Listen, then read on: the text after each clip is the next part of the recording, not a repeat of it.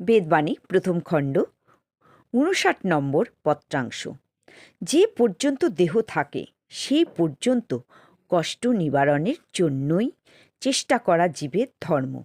প্রত্যেক শরীরের মধ্যে ভগবান সুখময় বিরাজ করেন। ভ্রান্তিবশতই কর্তৃত্বাভিমানী সূত্রে নানা রকম দেখিতে পায়।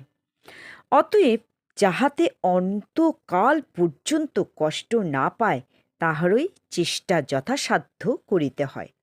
৬০ নম্বর পত্রাংশ।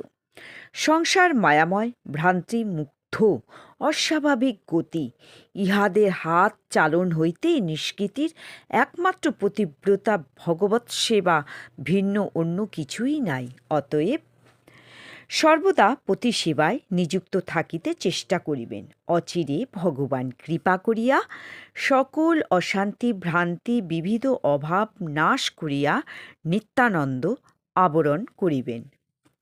৬১ নম্বর পত্রাংশ। সংসার মায়াময়, ভাগ্যবশত জীবের গতাগতি কর্ম অকর্ম লাভ হইয়া সুখী দুঃখী হইয়া থাকে। ভগবানের নিত্য সেবার বাসনার আশ্রয়ে জীব ভাবের নিত্য তৃপ্ততা হেতু জন্ম কর্ম সমাপ্ত হইয়া নিত্যমুক্তির আশ্রয় পায়।